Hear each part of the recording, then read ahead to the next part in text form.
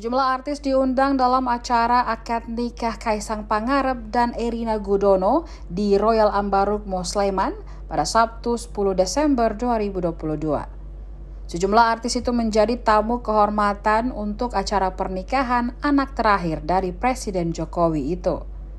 Mereka diantaranya Nagita Slavina, Raffi Ahmad, Irfan Hakim, dan Desta.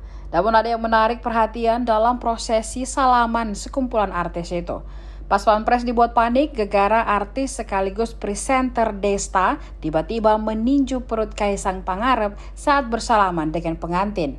Berdasarkan pantauan Tribun Timur, awalnya Desta menyalami Presiden Jokowi dan Ibu Iriana beserta rombongan pada artis lainnya.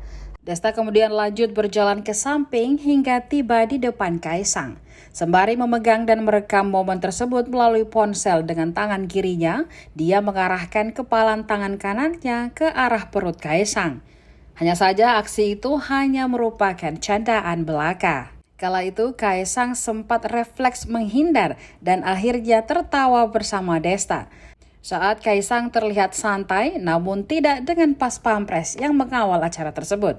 Pas pampres yang berada di depan Kaisang itu dengan cepat bergerak dan mengarahkan artis tersebut.